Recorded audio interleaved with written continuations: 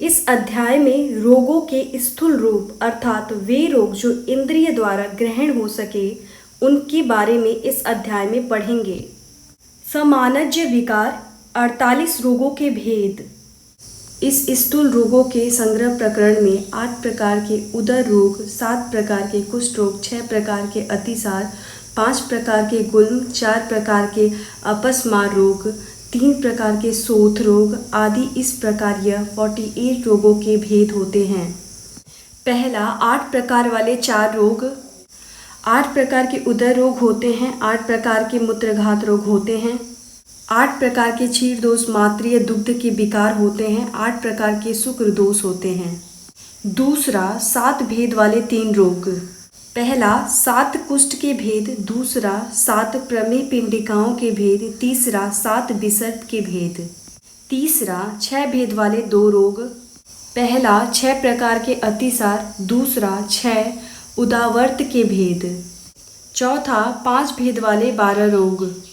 पहला 5 गुल्म के प्रकार, दूसरा 5 प्लीहा के प्रकार, तीसरा 5 कासा के प्रकार, चौथा 5 श्वास के प्रकार, पांचवा 5 प्रकार की तृष्णा, छठा 5 प्रकार की अरुचि, सातवां 5 प्रकार के सिरो रोग, आठवां 5 प्रकार के हृदय रोग, नौवां 5 प्रकार के पांडु रोग, 10वां 5 प्रकार के उन्माद रोग, 11 5 प्रकार के हिक्का रोग, 12 5 प्रकार के छर्दी रोग।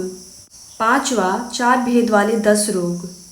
पहला 4 प्रकार के अपस्मार रोग, दूसरा 4 प्रकार के नेत्र रोग, तीसरा 4 प्रकार के कर्ण रोग, चौथा 4 प्रकार के प्रतिशयाय रोग, पांचवा 4 प्रकार के मुख रोग, छठा 4 गृहिणी रोग के भेद, सातवां 4 प्रकार के मदात्य रोग के भेद, आठवां 4 प्रकार के मूर्छा रोग, नौवां 4 प्रकार के शोष रोग और 10वां 4 प्रकार के नपुंसकता रोग।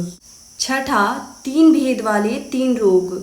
पहला 3 प्रकार के सोय, दूसरा 3 प्रकार के किलास, तीसरा 3 प्रकार के रक्तपित्त। सातवां 2 भेद वाले 8 रोग। पहला 2 प्रकार के ज्वर, दूसरा 2 प्रकार के व्रण, तीसरा 2 प्रकार के आयाम, चौथा 2 प्रकार के गृहघ्रासी, पांचवा 2 प्रकार के कमला, छठा 2 प्रकार की आम दोष, सातवां 2 प्रकार की वात रक्त और आठवां 2 प्रकार की अर्श रोग। आठवां 1 भेद वाले 3 रोग। पहला 1 उरु स्तंभ, दूसरा 1 संन्यास और तीसरा 1 महागत। नौवां 20 भेद वाले 3 रोग।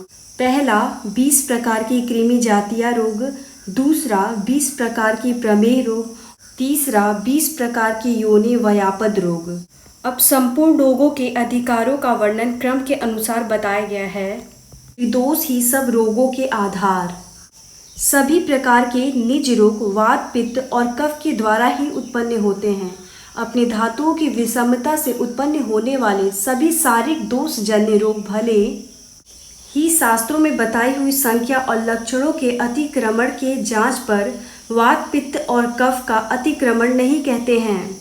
इन्हीं वात, पित्त, कफ के स्थान, लक्षण, कारण विशेष को देखकर वात, पित्त, कफ से होने वाले सभी रोगों के भिन्न भिन्न नाम का उपदेश बुद्धिमान वैद्य लोग करते हैं। निज और आगंतुक रोग शरीर के अंदर अपनी धातुओं की विषमता के कारण होने वाले व्याधियों का समुदाय बहुत ही अधिक होते हैं, पर वे व्याधियाँ वात, पित्त, कफ से अलग नहीं होती। आगंतुक रोग धातु विषमता से होने वाले रोगों से विशिष्ट अर्थात भिन्न होते हैं। निज और आगंतुक का परस्पर संबंध। आगंतुक रोग होने के बाद वह निज विकारों से संबंध स्थापित करता है और बढ़ा हुआ निज विकार बाद में आगंतुक रोग में होने वाले लक्षणों का अनुसरण करता है। जब आगंतुक विकार निज से और निज विकार आगंतुक से संबंध कर लेते हैं तो दोनों विकार एक ही तरह के हो जाएंगे। तब चिकित्सा कैसे करेंगे, इस पर आचार्यों ने कहा है कि इस तरह के रोगों में अप्रधान कौन विकार है और प्रधान कौन है, इसका विचार कर तब चिकित्सा कार्य का आरंभ करना चाहिए।